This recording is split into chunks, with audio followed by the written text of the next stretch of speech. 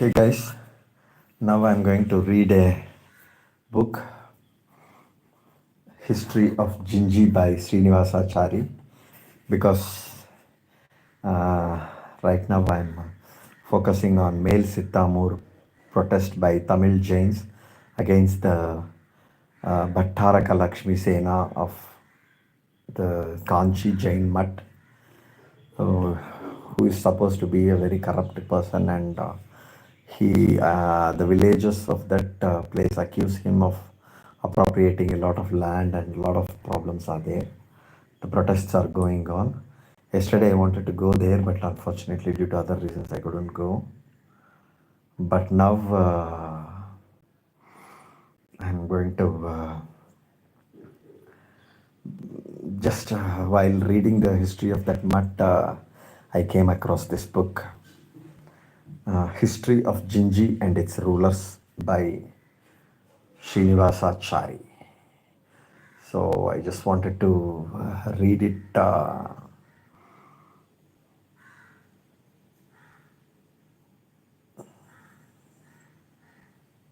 ரொம்ப curious ஆயிட்டேன் நான் இந்த புக்கு பார்த்தேன். Forward by Dr. Sir C.R. Reddy, Knight Honorary D.Lit. MLC, Vice Chancellor, Andhra University. Okay, why is an Andhra University professor giving forward to a book about Gingee?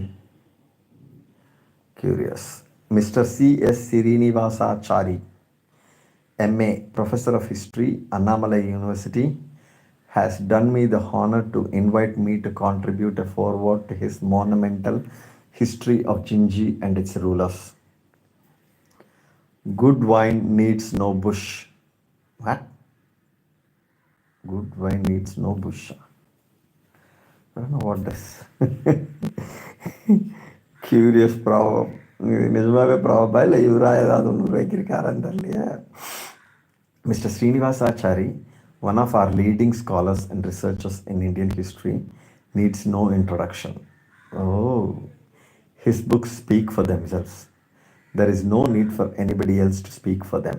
And this is only a foreword, not a critical review and appreciation, which will naturally be undertaken in due course by the historians in South India. So, here Dr. Sir C.R. Reddy eschews or abdicates the privilege of judging this history on its merits. Good. One of the results of the foundation of the Annamalai University has been, curiously enough, masterly contributions to the elucidation of Telugu history and culture in the Tamil country. Oh, Annamalai University oda foundation ku pinnadi Telugu history and culture in Tamil country. Ayyoda.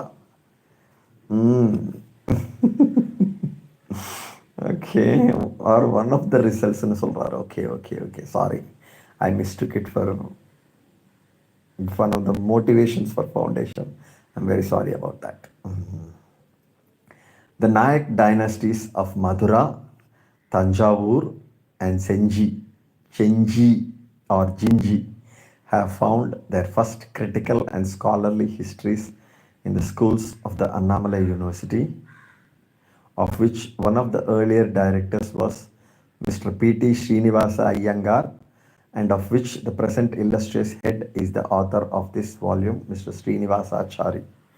So, Mr. Srinivasachari is actually the Sishya Pillai of Mr. P.T. Srinivasa Iyengar. And why would Mr. P.T. Srinivasa Iyengar encourage Telugu history and culture studies in Tamil country is a puzzle. Okay. Maybe in this point, Jai Mohan is right. The Tamil Brahmins have colluded with not just Brahmins, because Annamalai University was a Chettiar university. So probably the upper caste Tamils colluded with Telugus in enslaving Tamils, grist for Seaman's mill. The pains that the author has taken to collect all the available material from archaeological finds, from the vast literary output, more especially in Telugu and Sanskrit, under the patronage, auspices, and authorship of these dynasties, and from the accounts found scattered in the correspondence of the Jesuit fathers, are an example to the younger men engaged in such investigations. With a fallen and subject people like the Hindus, oh, sorry, I forgot this was written in 1940s. I've forgotten the year, probably. I saw the year somewhere, but unfortunately, because the title page of this book is not there, I'm not able to go into it. The book begins right away with the forward page, so we don't have the title page, so I don't exactly know the year, but I remember sometime in the 40s, 1940 probably. Okay, let's keep it at 1940 for now. With a fallen and subject people like the Hindus, there is a tendency to be vainglorious and boastful of the past. Quite. CR Reddy గారు కరెక్టా சொல்றீங்கో. For they are that for they that are not happy in the present and cannot find happiness in the sure and near advent of a more successful future naturally have to console themselves by idealizing the past. Hey, this Reddy Garu seems to be digging at the Brahmins. Curious. But our author and his school have avoided this fallacy of defeatist patriotism. Dayangappa. நல்லா இருக்கு. But our author and his school have avoided this fallacy of defeatist patriotism. They are scientific historians, not panegyrists. Dayangappa. ஸ்ரீனிவாசாச்சாரியாரை வந்து இவர் வந்து எக்ஸானரேட் பண்ணுறாரு. So சரித்திரவியல் குற்றச்சாட்டுகளுக்கு மிக முக்கியமாக பிரிட்டிஷ்காரங்களால் தொடுக்கப்பட்ட குற்றச்சாட்டுகள் இருக்கு இல்லைங்களா, இந்தியன் ஹிஸ்டாரியன்ஸ் எல்லாம் வந்து வெயின்க்ளோரியஸான ரீரைட்டிங் ஹிஸ்ட்ரியை ரீரைட் பண்ணுறதுக்கான ஒரு முயற்சி செய்வாங்களே தவிர, போஸ்ட்ஃபுல் ரைட்டிங்ஸ் இருக்குமே தவிர மற்றபடி அவங்க வந்து தெளிவாக கிளாரிட்டியோட சயின்டிஃபிக் ஹிஸ்ட்ரி எழுதுறதில்ல அப்படிங்கிற குற்றச்சாட்டோட கான்ஷியஸ்னஸில் தான் ரெட்டி காரு வந்து ஸ்ரீனிவாசாச்சாரியை வந்து எக்ஸானரேட் பண்ணுறாருன்னு நினைக்கிறேன். லேட்ஸி இது புக்கு படித்து முடிக்கும்போது தான் தெரியும் நிஜம்தானா, அல்லது ரெட்டி காரு வந்து தெலுங்கு பாசத்தில் ஸ்ரீனிவாசாச்சாரியாருக்கு வந்து பாசிட்டிவ் சர்டிஃபிகேட் கொடுத்து விட்டாரான்னு தெரில, பார்க்கணும். People have sometimes wondered how Telugu dynasties could have so thoroughly dovetailed as they had done into the more ancient, more individual, and in some respects the grander civilization of the Tamils. The Tamils have developed on lines of their own, and they constitute, in my opinion, in some respects at least, the finest flower of Dravidian genius. Hey, curious, coming from a Telugu guy. For instance, there is nothing in Telugu to approach anywhere near the grandeur of thought and sublimity of feeling found in Silappatikaram and Manimekalai. The Saiva Siddhanta philosophy is one of their most striking contributions to the vast mosaic of Hindu culture. And yet, the more militant and the more vigorous Telugus who stemmed the flow of Mohammedan invasions and prevented them from inundating Hindu culture in Dravidistan. Oh, Reddy Garu uses this word, contentious word. Of course, it's contentious now. Probably at that time it was not that contentious. Dravidistan naturalized themselves so thoroughly in the Tamil Nadu that the Telugu colonists spread out from the, he calls them Telugu colonists, and that the Telugu colonists spread out from the banks of Palar to Tinnevelli are today recognized to be part of the very flesh and blood of the Tamil folk. But he wants to be part of Tamils also. He doesn't want to let go of the lands that they have acquired. Ready mind working. I can only explain this by the synthetic genius of the Hindu Dharma. It is difficult to translate this term Dharma into English. It did not create unity in the sense of uniformity, But until the disruptive influences of the most recent developments and critical equalitarian revaluations were felt, it served to produce a certain harmony between all the elements comprised under the generic term Hindu, however divergent. Each order or caste or community was not merely reconciled to its own position, but actively, on the basis of such reconciliation, cooperated with the other orders without questioning the justice of the gradations and degradations that had been evolved or instituted. Oh, curious justification of caste system. And so there was sympathy between race and order, and even and creed like Buddhism and Jainism. The Kushans, the Scythians, and hordes of foreign races became, in this sense, Hinduized, kept distinct like the Rajputs, but not separate, and made members of one grand body of social cultural. This is the secret and miracle of our history.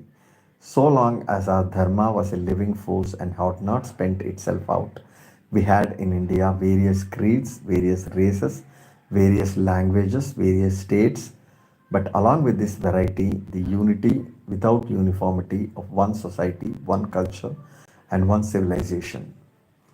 True, the days when Dharma could work this great miracle have now gone, never to be recalled. Hindu society has to reconstitute itself on a newer, equalitarian basis if it is to meet successfully the demands of the present and the future. Mr. Srinivasachari's book is illustrative of the epic days of South India, in which Tamil and Telugu mixed to produce the great Nayak civilization. In literature, in architecture, in music, as in the arts of war and of politics, these are chapters that shine with imperishable glory. Living as we are in the new order of the British, which, though it has produced great changes, has not become the life and atmosphere of the country like the Dharma of old, and preparing as we are for a new order in India, which would enable the country to play a glorious part in the comity of nations, it behoves us to understand both the remote and the more recent past. And we can never be too grateful to writers like Mr. Srinivasachari. Oh, sorry, that infernal. Oh, goodness, it grates on my ears. Terrible song.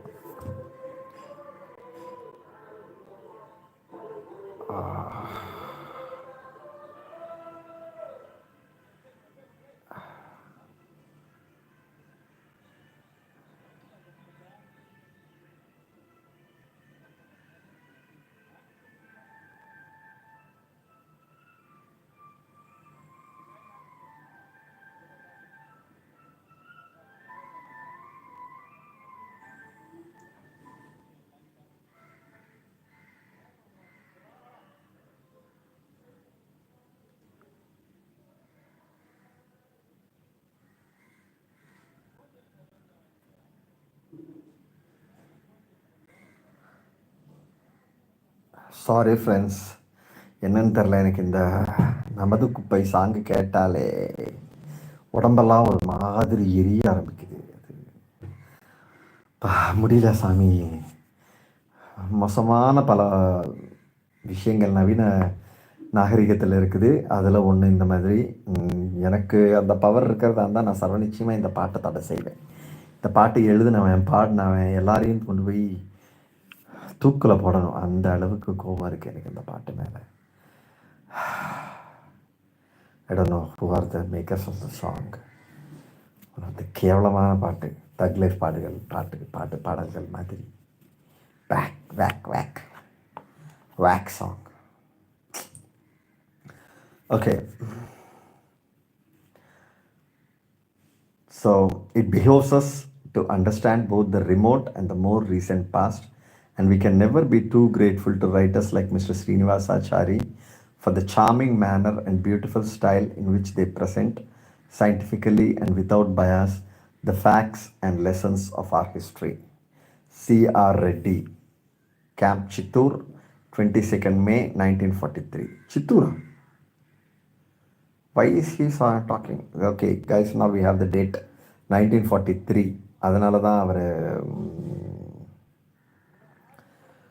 Okay. அதனால தான் அவர் வந்து பிரிட்டிஷை பற்றி பேசுகிறாரு and Hindu கிரேட்னஸ்ங்கிறாரு, திராவிடஸ்தானுங்கிறாரு. பல விஷயங்களுக்கும் பின்னாடி இந்த date இருக்குது. ஓகே. ஆனால் கேம்ப் சித்தூர் ஏன்? இவர் அண்ணாமலை யூனிவர்சிட்டியோட வைஸ் சான்சலர் ஏன் சித்தூரில் உட்காந்துருக்காரு? சித்தூரில் என்ன பண்ணிக்கிட்டு இருக்காரு? சித்தூரில் ஒரு பிரான்ச் வச்சுருந்தாங்களோ? அண்ணாமலை யூனிவர்சிட்டி டாக்டிக்கலான இடம் தான் போல். அப்போவே வந்து சித்தூரில் ஒரு வச்சுருந்தாங்க போல இருக்குது. Prefatory note. Okay. The author first brought out an account of the history of Gingee in small compass in 1912. Extracts from this book were incorporated into the supplementary volume of the South Arcot District Gazetteer, Volume 2, Statistical Appendix 1932. Subsequently, the author expanded the scope of the treatment and utilized more fully the materials available for the study of the subject. In 1938, Monsieur Edward Goddard, Governor en retraite and President of the Société de l'Histoire de la Française, Pondicherry, offered to have the enlarged text translated into French by himself and published under the auspices of his society. The French translation was enriched with a number of illustrations of the views of the Gingee fortifications, several of which were taken from photo-negatives in the possession of the Archaeological Survey of India, and with a plan of the forts as they were at the commencement of the 18th century and drawn by the French engineers of the time. And it was published in March 1940 at Pondicherry, Bibliothèque Publique, Rue des Capucins, and Paris, Ernest Leroux, 108 Boulevard Saint-Germain, pages 243 following. Okay. Subsequently, additions were made to the textual matter with a view to making it as comprehensive as possible of the history of the surrounding country down to the close of the 18th century. The fortunes of Gingee as they developed through the centuries are illustrative of the vicissitudes through which this part of the Carnatic passed. First emerging under indigenous tribal occupation, then coming under Chola rule and under the sway of Vijayanagar and of its Nayak governors, subsequently serving as the battlefield of Bijapurian and Qutub Shahi ambitions in the Carnatic, also utilized by Shaji and Shivaji, with a prevision that is certainly astonishing as a possible southern base for future Maratha resistance to the Musalmans, consequently experiencing a long drawn-out siege by Aurangzeb's forces, and after its incorporation into Mughal dominion, flourishing for a time as the headquarters of the Mughal Suba of the Carnatic. The 18th century witnessed a kaleidoscopic succession of quick-changing scenes of which Gingee was the center. First, the emergence of the brilliant but short-lived and misdirected chivalry of Raja Desing, the well-known hero of ballad and legend. Next, the appearance on the scene of the French under the famous soldier Bussy, the consequent exposure of the fortress to the violent interplay of the political forces that indulged in their vicious revel in the decades that saw the birth of British supremacy, during which some stirring figures passed over the scene. Example, Bussy, the ill-fated Nasir Jung, and the adventurous Hyder Ali. The architectural and monumental glories of Gingee are even now intact in substantial volume and preservation, and claim for it a rank among the largest and most striking of the historic fortresses of our land. In the preparation of this book, the author has been helped in a variety of ways by and is most thankful to his students, Mr. K. Subramaniam, M.A. L.T. and Mr. V. Vriddagirisan, M.A. M.Lit. L.T. and also to Dr. T.V. Mahalingam, M.A. D.Lit. of the Madura College, Madura. He is under a great debt of obligation to Dr. Sir C.R. Reddy, Knight, D.Lit. M.L.C., Vice Chancellor of the Andhra University, for his kind and encouraging foreword. To the late Monsieur Goddard, whose helpful attitude to all students of South Indian history is to be greatly cherished, he owes a debt of gratitude that is not easily repayable. He is thankful to the Annamalai University for undertaking this publication. Okay, so this is French Institute Agisla, professor காடட்டோட students போல இருக்குது இதெல்லாம் பண்ணியிருக்கிறது. Okay, let's see, let's hope it is as scientifically accurate as Dr. C.R. Reddy claims it to be. Table of contents, let's skip this.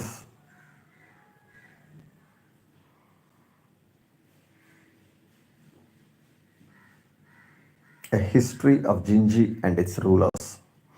Chapter 1. A description of Gingee Fort, its origin. Nothing arrests the attention of a traveler in India more than the appearance of the innumerable ruined fortresses and other vestiges of ancient glory that lie scattered all over the country. Each mournful relic has got its own tale to tell of the ruthless vandalism of the foreign invader, the bitter violence of internecine warfare, or the languishing inertness of successive dynasties of Indian rulers. Besides the architectural attraction they display to students of art, they embody in themselves a world of political strife, triumph, and defeat which has an undying interest for the historian. Up in the northwestern corner of the district of South Arcot, extending for about 14 or 15 miles, in the center of the newly formed taluk of Gingee, are several hills. At latitude 12 minutes 10 seconds to 12 minutes 18 seconds. I think they have wrongly given the minutes and inch symbol because it looks like 12 degrees 10 minutes to 12 degrees 18 minutes and longitudes 79 degrees 25 minutes to 79 degrees 30 minutes, whose summits are very jagged, each consisting of a central stratified rock covered with huge rounded boulders devoid of all vegetation, the mountains crowding about in wild confusion. These uninviting heights, covered only with a thick growth of thorny shrubs, were eminently fitted to serve as the homes of marauding banditti or of daring political adventurers who, with the strength of a small impregnable fort, were able to carve for themselves principalities in times of disorder. The fortifications of Gingee stand on three of these hills, which form the angular points of a rough equilateral triangle, and the whole space is enclosed by a huge rampart about 60 feet in thickness and a ditch about 80 feet in breadth. The walls, which are even now in a state of good preservation, are built of strong blocks of granite. The whole of this huge enclosed tract forms the lower fort. The three rocks form three citadels, of which that situated in the west and called Rajagiri, originally Kamalagiri and then Anandagiri, is the most impregnable, being nearly 800 feet in height. Just about its middle, the hill shoots up perpendicularly at its northern end into a tremendous eminence, and its summit is cut off from all communication with the only path by a deep natural chasm about 10 yards wide, over which there is now a small wooden bridge. The natural strength of this rock is still further increased by the construction of embrasured walls and gateways along all possible shelves and precipitous edges, and the whole hill appears to be one mass of fortifications rising tier above tier in wild picturesqueness. The three hills of the place rise in the form of a triangle, all being steep, strewn with huge boulders, which are largely unclimbable and well fortified on every side by battlemented stone walls equipped with loopholes for the use of guns and musketry. They are connected with one another by a stone rampart 60 feet thick and an external ditch 80 feet in width. The highest of the three hills, called Rajagiri, forms the principal fortification. The northernmost of them is called Krishnagiri, or the English mountain, so frequently referred to by the historian Robert Orme, while the southern one is Chandrayandrug, or the St. George's mountain. The Chandrayandrug is connected with Rajagiri by a low rocky ridge.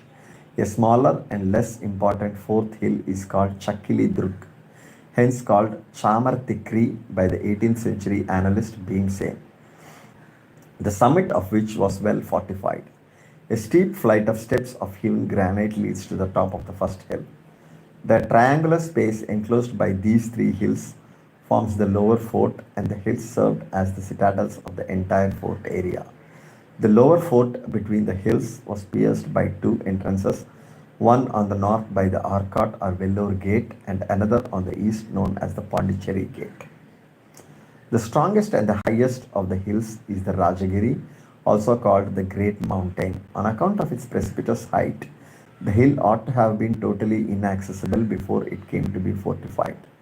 This rock is 500 to 600 feet high at its top levels, and on the summit of it, rising above the ridge, is the innermost citadel, surrounded by strong walls that render an escalade impossible except on the northern flank, where, however, nature has provided an additional means of rendering an attack impossible by a narrow and deep chasm about 24 feet in width and 60 feet in the depth. This chasm has been further artificially deepened further. The entrance to the citadel as we find it today is by means of a wooden bridge thrown over it. Orme has probably alluded to this while referring to it as a point that could be held by 10 men as against 10,000. According to one traveler, within the fort stands a steep hill which nature hath made secure and art impregnable. The citadel can be reached by a fortified path and the narrow bridge leading to it already mentioned. 7 gates have to be traversed before reaching the citadel. Alongside the path to it is a grove of trees in which are a reservoir and a shrine to the goddess Kamalakanni Amman. This goddess is one of the 7 guardian virgin deities of the place. Another goddess who is even now worshipped is Senji Amman, that is believed to have given the name Senji to the fort and town. Buffaloes are usually offered as sacrifices at the annual festival conducted at the foot of the hill in honor of Kamalakanni Amman. The temple of this goddess is the oldest spot in the place, probably older even than the nucleus of the fort, and hence people attach considerable importance to it. Kamalakanni Amman was, perhaps, identical with Senji Amman, who gave her name to the fortress. In front of her shrine, we find a stone slab, 3.5 feet by 4.5 feet, with representations of a bow, 5 arrows, a buffaloes, a ram's, and 4 human heads, which refer to the sacrifices of men and animals that were practiced. Oh, human sacrifice. Colonel Bramfill, who visited Gingee in 1880, has referred to it in some detail in his account. On the top of Rajagiri, there is a temple dedicated to god Ranganatha, though the sanctum is now empty. Besides, there are a mantapam built in the Vijayanagara style of architecture, 2 big brick granaries, a masonry flagstaff, and a strongly built chamber that perhaps served as the treasury of the fort. A spring of clear water under 2 big boulders served the needs of the garrison. On the hillside, a little below, is a small mantapam. There is a big cannon lying by the side, though now rusty, 11 feet long and about 7 feet in circumference at the breech. The gun is a miniature of the famous cannon Maliki Maidan in its size and form. Mosques, temples, and pavilions jostle one another in picturesque confusion at the base of the hill. Sorry, some sound is coming.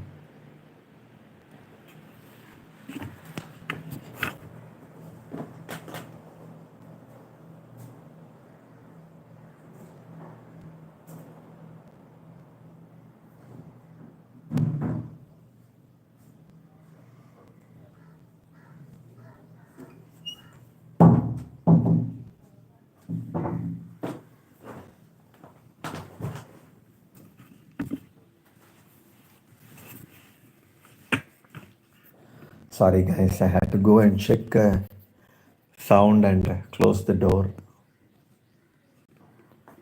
Okay. Oh, goodness. It got closed.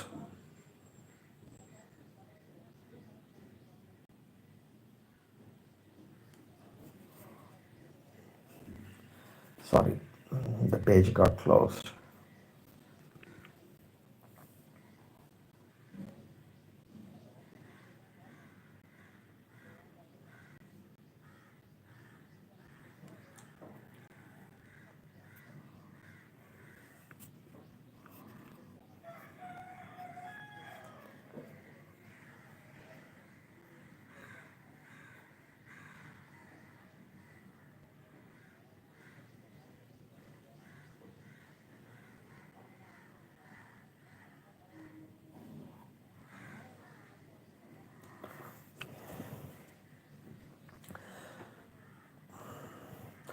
Mosques, temples, and pavilions jostle one another in picturesque confusion at the base of the hill.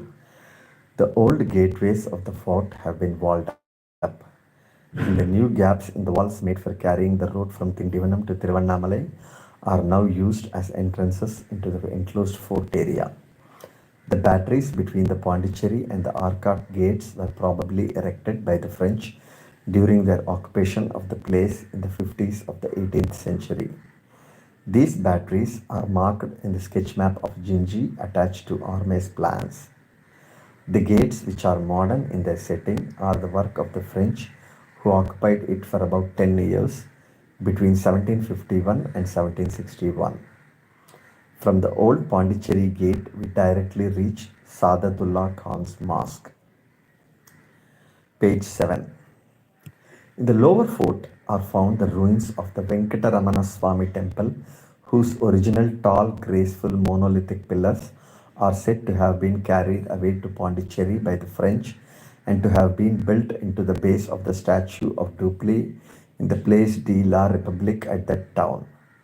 The stone car stand at Sitamur nearby, which is still a township inhabited by a fairly numerous body of Jainas, is also said to have been built of stone pieces dismantled from the Venkataramana Swami temple of Gingee. This temple is said to have been built by one Mutyalu Nayakan. In 1860, a Jain official and a member of the Madras Provincial Service, Sri Balia, took away a number of stone pieces from Gingee to Sitamur. Among them, the great stone elephants placed at the foot of the Termutti or car stand are noteworthy.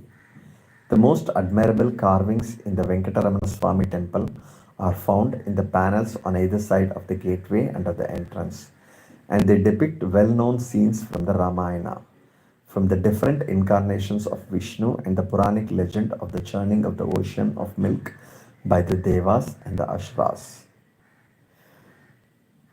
Comment here. Interesting. This guy called Balia, it's written as Balia or Balaya, probably Balaya. Looks like a Telugu guy. And why would he transport stones belonging to pillars belonging to Venkataramana Swami temple? Or there's some gateway panels. Okay, why would he transport them to Sitamur Jain temple? Was he a Jain? A Telugu Jain? That's interesting. And this is a curious reversal of history by a British official, where he acquired because he was part of the Madras Provincial Service. He had the power enough to dismantle a Venkataramana Swami temple and transport those stones to Jain temple. Curious. The Pattabhi Ramaswamy temple is also deemed to be architecturally as important as, and perhaps even more than, the Venkataramana Swami temple. The 12-pillared mandapam in it constitutes its most conspicuous feature. In 1858, the collector of South Arcot suggested the removal of its pillars to Madras and their utilization as a base for the statue of General Neil, the Madras hero of the Indian Mutiny at Madras, which was then in process of manufacture. To the west of the Venkataramana Swami temple, there is the tank known as the Anekulam, used for bathing elephants. Okay, so it was part of a general British depredationary tactic. So when the British were taking the raw stones for different things, this Balaya of Sitamur seems to have wanted to take some for his Jain temple also. Nothing wrong in that. Okay. To the west of the Venkataramana Swami temple, there is the tank known as the Anekulam, used for bathing elephants. Further west of the Anekulam are situated the famous tanks The Chakrakulam and the Chettikulam, the latter of which is said to have been built by one Rama Shetty in the days of the Maratha occupation of the place and under the rule of Raja Ram towards the end of the 18th century. Near the Chettikulam is a platform where Raja Desings, the hero who fought gloriously with the Nawab of Arcot and died on the field, where Raja Desing's body is said to have been burnt by order of the Nawab with full honors and in Orthodox Hindu style. Between the two tanks is a large stone image of Hanuman under a tottering mandapam. Near the Chakrakulam, we see a big sized boulder of rock, 15 to 20 feet high, surmounted at the top with a low circular brick parapet wall. It is a natural hollow and artificially enlarged to some extent and now looks like a dried up well. This is called the prisoner's well because it was at that site that those who were condemned to death were thrown down and left to die of starvation. This is referred to as one of the curiosities of the place by Gaston in the South Arcot district manual. In one of the gateways of the inner fort, there is the little known shrine of Venugopala Swami, which contains a stone slab depicting a remarkable piece of sculpture cut out in bold relief on the side of a mass of rock. Herein are carved a panel of Lord Krishna playing on the flute with his two wives, Rukmani and Satyabhama, and two female figures. This is the best piece of sculpture among the ruins of the palace. The Venugopala Swami shrine is also mentioned in his account of the place by the Jesuit traveler Father Pimenta, who visited Gingee in 1599 AD. We also see some brick built and large sized granaries and a gymnasium in the inner fort. Further east are to be found two great slabs of polished stone, which are said to have served as bathing platforms used by Raja Desing and his Rani. To the north are found a long row of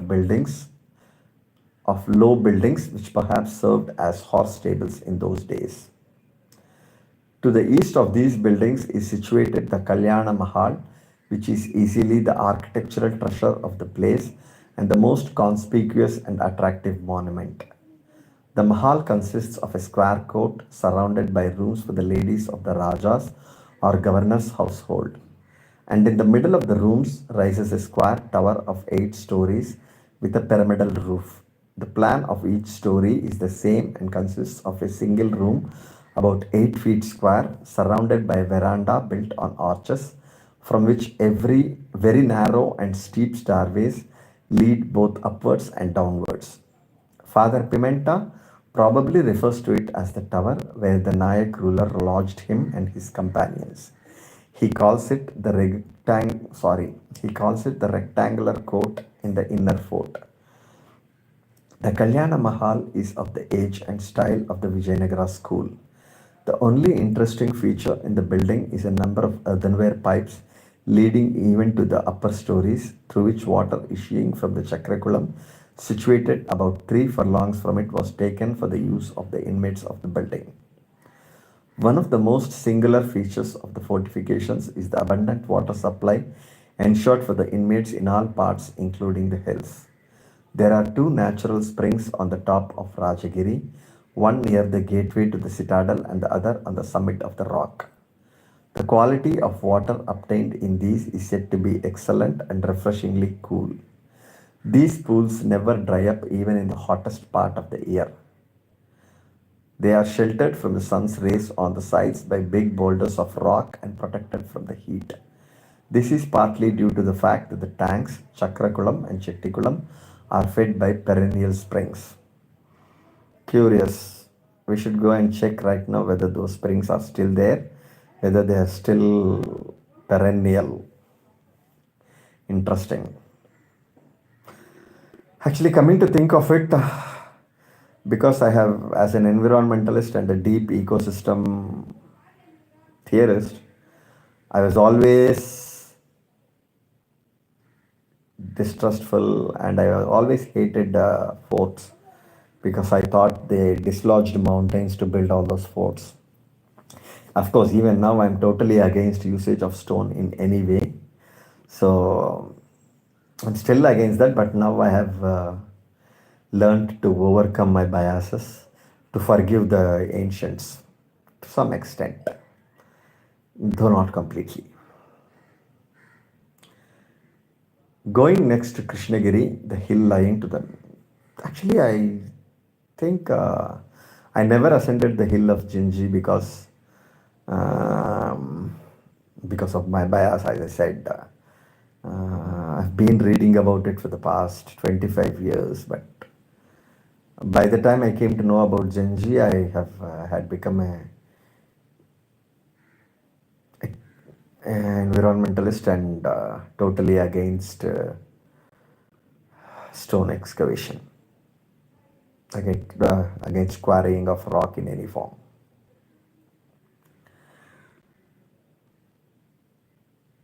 Going next to Krishnagiri, the hill lying to the north of the Tiruvannamalai road, we find that it is smaller in size and height than Rajagiri. It is noticed by Orme as the English mountain. A flight of steps of hewn granite pieces carries us to its top, where are to be found several stone built granaries and mantapams, an empty shrine to god Ranganatha, and the king's audience hall. These buildings are marked by a curious style of architecture, including some traces of Islamic influence. The domed roof of the audience chamber is supported by graceful and pointed brick arches, and under the dome is a square platform equipped with a pillar at each corner and encircled on all sides with embrasured windows and comfortable window seats. The chamber is open on all sides, takes in all the winds of heaven, and commands a glorious view in every direction. Below it is a hall fitted with hooks for swinging seats. What? Swinging seats? ஓ, ஊஞ்சலை தான் இவர் இப்படி சொல்கிறாரா?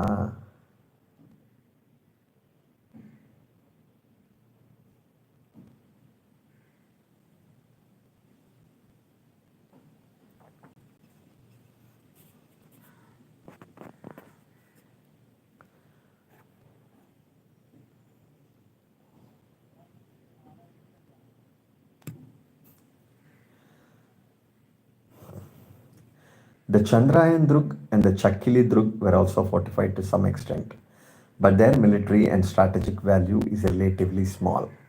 Their flanks are now completely covered with shrubs and stone pieces. The visitor finds it a hard task to negotiate a climb up their sides and reach their tops. Any account of Gingee should include a notice of the rock cut shrine of Singavaram, situated 2.25 miles from the fortress. Singavaram is a good specimen of the South Indian type of the rock cut shrine. It is approached by a steep flight of steps.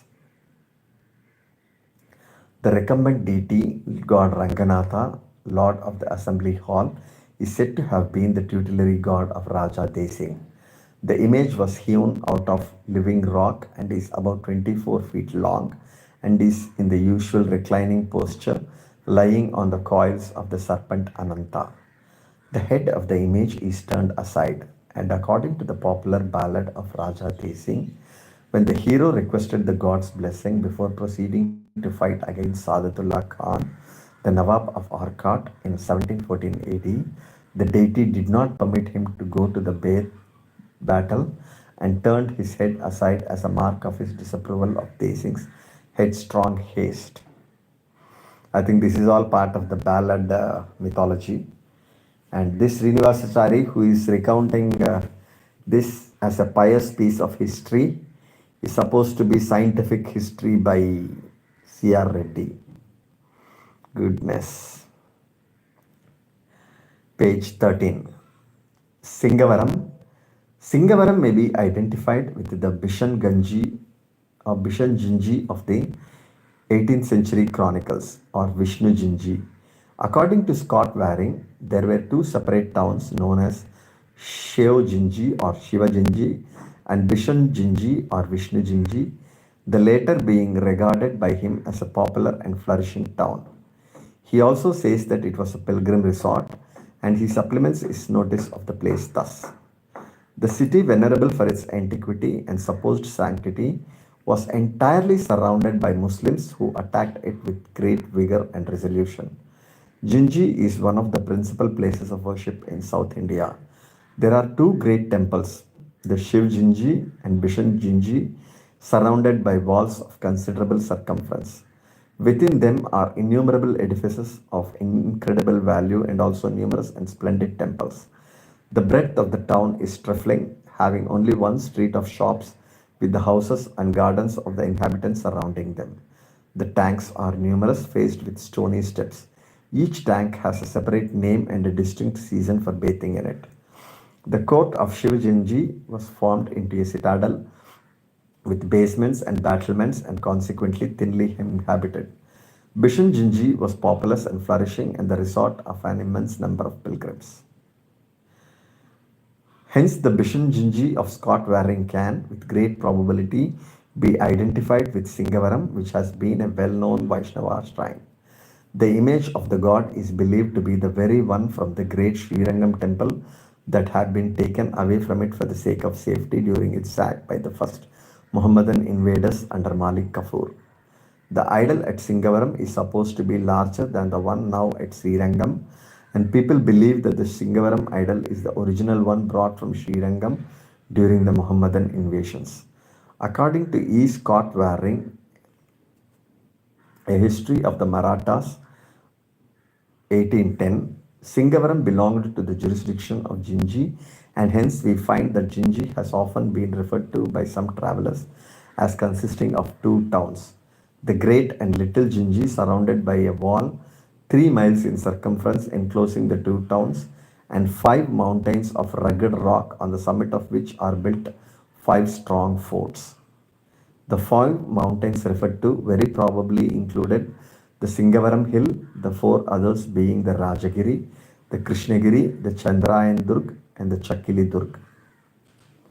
According to E. Scott Waring, Great Gingee should refer to the whole area, including Singavaram, and Little Gingee was very likely the designation of Gingee proper, that is, the area covered by the 4 other mountains. The limits of Great Gingee should have also comprehended Melacheri, or the village of Old Gingee, which had also been obviously fortified. It formed the chief village of the Gingee Jagir, claimed to have been granted by the Emperor of Delhi to one Shivanath, and the jurisdiction of which extended over 7 parganas. Subsequently, the Jagir came to be deprived of the parganas when it was granted to one Tejonath Singh by Lord William Bentinck, governor of Madras. Greater Gingee covered a vast area, as noted by acute observers like Orme, Pimenta, Branfield, Scott Waring, and others. Father Pimenta's description of the fortress as the Troy of the East is also justifiable in some measure, though put in an extravagant simile. The gradual development of the fort. As observed by Gaston, it is impossible to be detailed or definite as to when and by whom the different fortifications were built. The great lines of battlemented, thick, stone-faced walls that stretch across the plain from Krishnagiri to Rajagiri and to the Chandrayan Durg must have been of gradual formation. Perhaps the original wall was about 5 feet thick, built of granite pieces fitted into one another without any cementing mortar, and subsequently an earthen rampart about 25 feet thick was added behind the wall, with barracks and guard rooms built into its thickness at intervals. These ramparts are believed to have been built by the Marathas during their occupation of the place in the years 1677 to 98. The letter of the Jesuit Andre Frere of 1678, written at the time of Shivaji's return from his South Indian campaign, says that they were credited with the construction of the ramparts. Note to the ramparts supposed to have been built by Marathas. Shivaji is credited with having immensely strengthened the fortifications, but it is difficult to believe that he could have done much, for he only came into the Carnatic in 1676 and left it in 1678. And unless he had armies of masons and workmen, it seems impossible that he could have constructed 100th part of the enormous length of works which exist. in the short space of 18 months, especially when we know that during 14 months of that time he was busy with the siege of Vellore and that the country was, according to the Madras records, peeled to the bones. It is highly probable that he did something towards strengthening the place and that Ram Raja did the same, especially while threatened by the Mughal army of Zulfikar Khan during the 8 years of the so called siege. But the stupendous character of the works carried out and the amount of time it must have taken to split off all the blocks of granite with which the works are faced throughout and to move them into their places seem to preclude the idea that the great works of circumvallation could have been constructed by the Marathas during their comparatively short and troubled tenure of the place of a little over 2 decades. And for somewhat similar reasons, we may also conclude that they were not the handiwork of the Bijapur governors of the fort in the preceding decades, while everything tends to strengthen the hypothesis that they were the work of the Vijayanagar Rayas and their governors. In the first place, the long and peaceful tenure of Gingee by the dynasty, a condition essentially necessary to admit of the construction of the works. Next, the general similarity in character of the whole. Thirdly, the fact that when captured by Bijapur, Gingee was a strong fortress. And lastly, the well known skill of the Vijayanagara builders in carrying out immense works in stone, as evidenced by the ruins of Vijayanagar at Hampi, leave little doubt that the credit of building the fortress of Gingee belongs mainly, if not entirely, to that ancient dynasty. Okay, a patriotic Telugu here speaking. Although he is supposedly against patriotic histories, here is a patriotic Telugu trying to ascribe credit to the Vijayanagara kings, which was claimed by Shivaji, and probably the Tamils were also eager to give it over to Shivaji or even to Dev Singh. That's how. Because the Nayaks never became feudal lords to the Tamils. Because a Dravidian can never become a feudal lord. That's my theory basically. I'm right now propounding it in this particular video. A Dravidian king or lord or whatever name you call with him, a Dravidian chief can never become a feudal lord. They simply don't have the characteristics that can define a feudal lord. So they could not have had any feudal lords.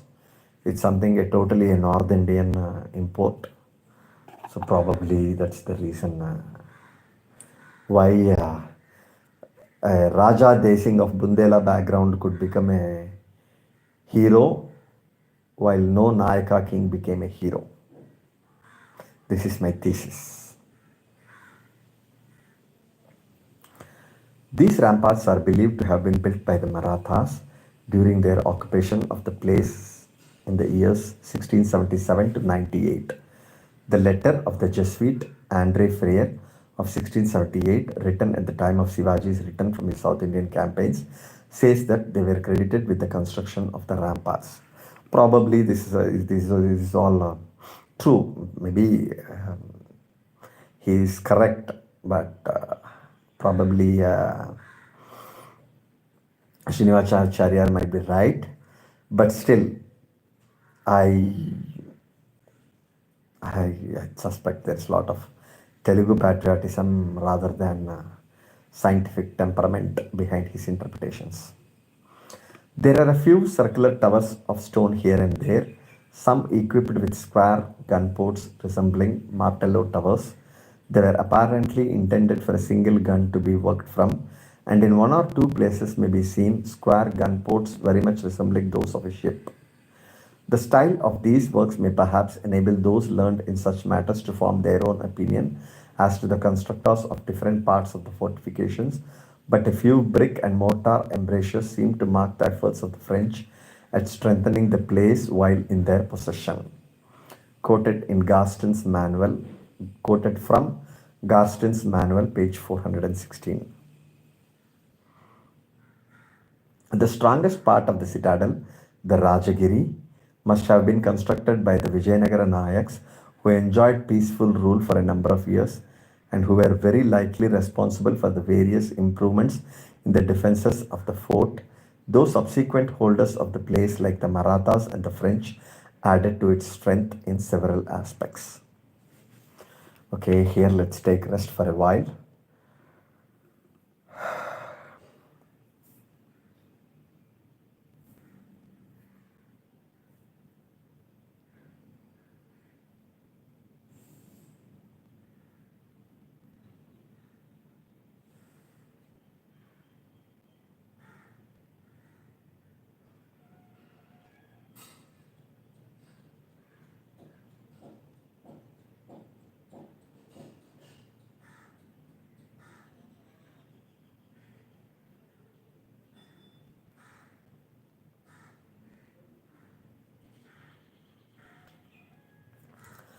Okay, page 18. The fort at the present day and its conservation. The most remarkable ruins of the fort today are the Kalyana Mahal, the granaries, the mantapams, and the French batteries. The temples at the base of the hill and some of the sculptures and remains therein are valuable even from an architectural point of view. The Madras government have been spending large sums of money in conserving the ruins of the place. The audience chamber in Krishnagiri was repaired after the cyclone of 1913. The approaches to Krishnagiri have been made easy by the repair of the flight of steps that were scattered before. Several portions of the Rajagiri fortress have also been restored. Near the Rajas and Rani's bathing platforms is a stone roller about 6 feet in circumference and 10 feet in length. And by its side are found remnants of a staircase of brick and mortar, which represents probably a portion of the site of the royal palace. The water tower near Sadatullah Khan's mosque is kept in repair and shows that such reservoirs were in use in those days. The historic fortress comprehends 3 hills and the enclosing massive fortifications arranged in the form of a triangle. The triangular space enclosed being about 3 miles in perimeter and forming the lower fort, the 3 hills constituting the citadels. The work of conservation of the fortress is therefore very large. The most important buildings in this area are situated in the 2 citadels of Rajagiri and Krishnagiri respectively, and also in the lower fort at the foot of Rajagiri. They comprise a number of large granaries and tanks, pavilions, palaces, and barracks, temples, and mosques, the best of which, including the Arcade Gate, the Pondicherry Gate, and the Royal Battery, constructed by the French, have now been repaired. One of the most important buildings of archaeological interest is the Venkataramana Swami temple. The Mantapa and the compound wall of this structure, both of which had been badly damaged, have been put in safe condition and protected from leakage of rainwater. The roof of the temple has been made watertight. The parapets of the ramparts and those around the Pondicherry gateway have been built up with new brickwork where necessary, and the roads throughout the fort are maintained in good order. The overhanging terrace of the Ishwaran Kovil has been secured by the support of a buttress. Good. Here he calls it by Tamil name Ishwaran Kovil and not Shiva temple or Ishwara Mandiram or some such abomination.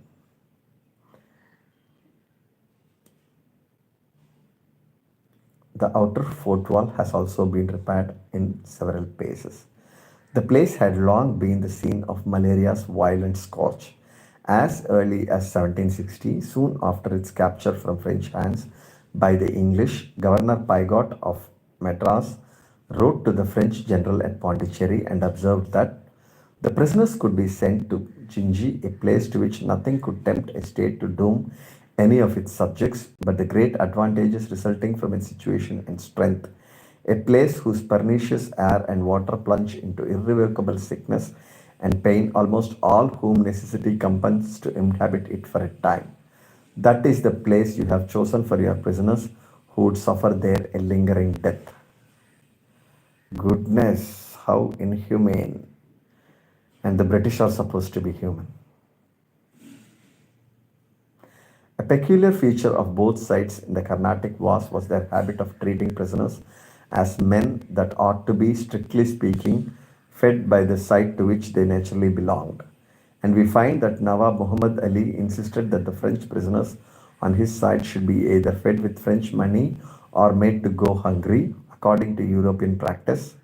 Dupleix maintained that this pernicious practice was begun by Lawrence and the English and only adopted by the French as a totalitarian measure.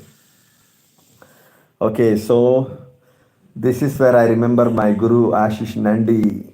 He says that India brutalized the British, the French, every colonial.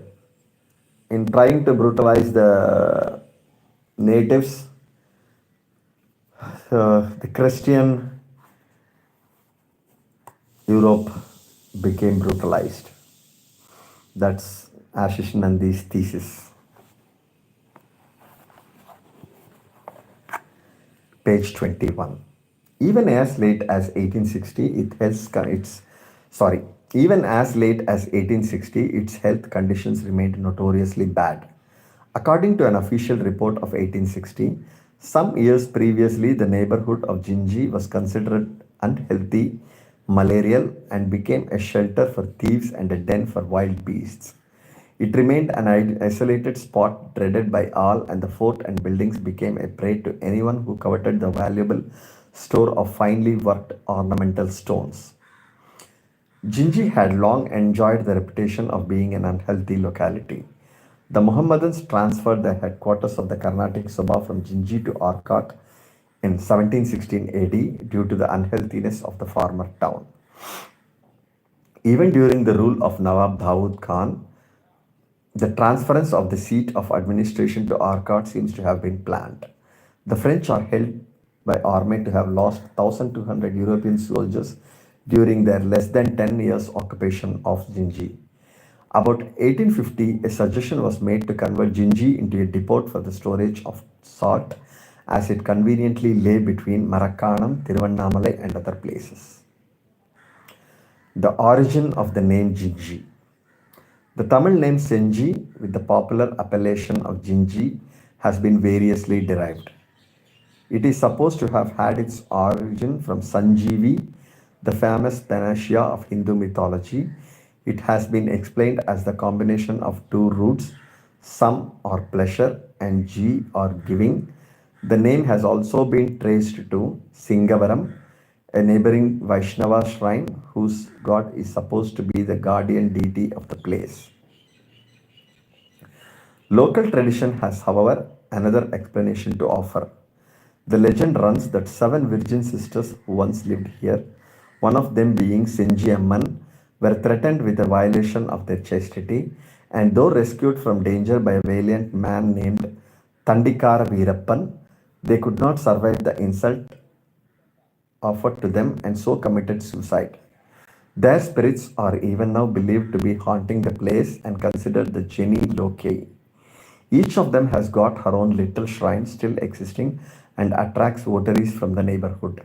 It is very probable that Senjiamman, who is worshipped on one of the heights, gave her name to the particular hill, and this afterwards came to be the common designation of the whole circle of hills and the village below.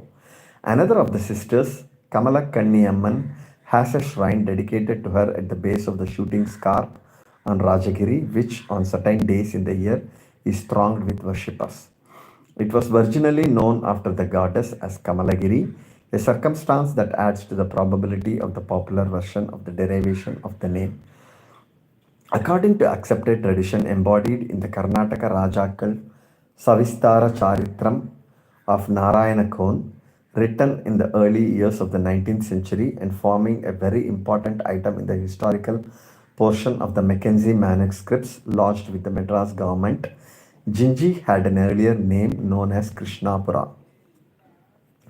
This name was possibly given to it by its first ruling dynasty, who were of the shepherd class and whose tutelary deity was the Lord Sri Krishna, or it might have received that name under its powerful ruler Krishnappa Nayak. The Bijapur authorities, who held the fort from about 1660 to 1677, called it Badshah Bad, while the Marathas, who succeeded them, called it Chandri or Chindi. The Mughals, on their capture of the fort in 1698, after a long siege, named it Nasrat Gadha in honor of Nawab Zulfikar Khan Nasrat Jung, the commander in chief of the besieging army.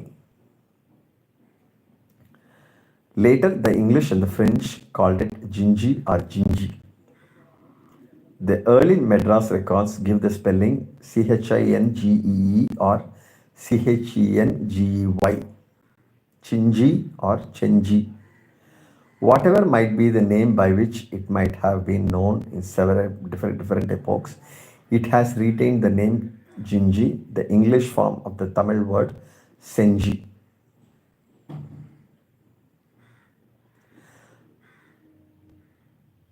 According to the Madras University Tamil Lexicon, Volume 3, page 1582, Gingee is thus explained, merely giving information taken from the District Gazetteer of South Arcot. Sensi, noun, perhaps Shragin. Gingee, a hill fortress of historical interest in South Arcot district. The suggested derivation from Sanskrit Shringi is given in the Madras Manual of Administration, Volume 3, Glossary, and the Tamil Shinji, from which, after 2 or 3 stages of phonetic transformation, the present name is held to be derived, was a corruption from the Sanskrit term. The Tamil word Chinji means poison and not a fortress, lead monoxide and the gallnut, and also a freshwater fish. It is also the corruption of Simhi, the mother of Rahu, the ascending node. The feminine form of Singan, meaning a woman of fowler tribe. These explanations cannot give here any appropriate meaning at all. Good. He uses Tamil phonetics to discount the Sanskrit Sanskrit name ascribed to it. Very good. Semi-Dravidian. Gaston identified Gingee with Singavaram, where there is a rock-cut pagoda on a hill, and which is situated 2.5 miles west of Gingee. Singavaram ought to have been included in Gingee according to the description of the different fortifications and their area. The following is held to be the derivation of Gingee from Singavaram. Gingee might have been derived from Singa, its original name, Varam, the suffix added to Singa, generally denoting the place or town like the suffix Puram. The above derivation, though it may seem very far-fetched, is given below. Various phonetic changes should have come about before Singavaram could have become Gingee. The initial sud C in Singa had given place to its sonant J or G and become Jinga or Jinga. Again, the medial sonant J or G in Jinga or Jinga changes into J, which is a common feature of the English language. For instance, in the English word for Ganges, for we find this tendency at work. G changes into J. Now, accordingly, we get Jinga or Ginga. Another influence of a phonetic law inherent in all the languages works. By the law of progressive assimilation, we find vowel I in Jinga influences the final vowel A and consequently converts it into I, and we get Gingee or Gingee in its present form.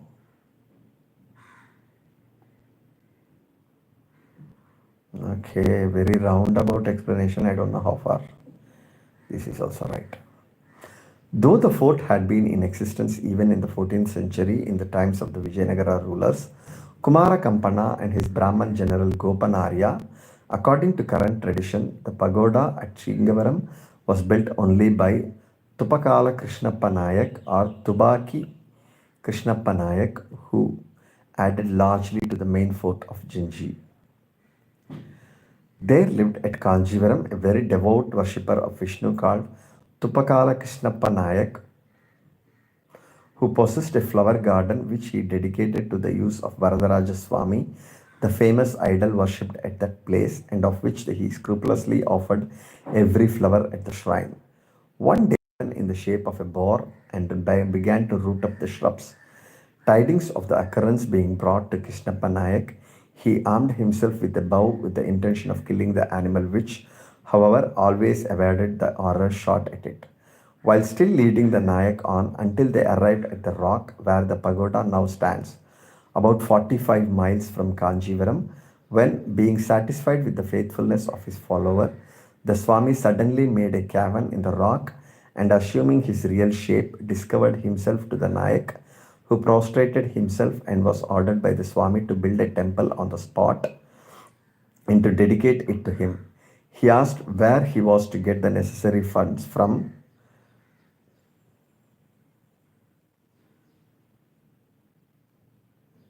and was ordered to wait upon a Paradesi or ascetic who lived in the hills close by. This he did. The ascetic was in possession of a wonderful plant which had all the properties of the philosopher's stone. It only required to boil a quantity of the leaves in a large cauldron and to throw in a holy person when his body would turn into gold. Oh. On the Nayak's appearance, the Paradesi determined to sacrifice him and made his preparations accordingly. But the Nayak, being suspicious of the Paradesi's intentions, threw him into the cauldron and watched his body turn into solid gold. He cut off a golden limb and the next day found it had grown again. With this inexhaustible treasure at his disposal, the Nayak built the Shingavaram pagoda and subsequently the fort of Gingee, and then flung the golden corpse into a corner of the Chettikulam, a tank inside the fort of Gingee where it is still said to remain. Okay, this is Nayaka historiography at its best. We have a Tubaki Krishnappa Nayak of Gingee flourishing about the middle of the 17th century. End of the chapter. The next chapter is the beginnings of Gingee. We'll go to it after some time, after some rest. I need to call a couple of friends right now. I'll do that and I'll come back to this after some time. I can't say it's now 11:45. So probably I might not be able to read again anything today at all, because right now the time will be sufficient for me to go and get ready and then go over to office.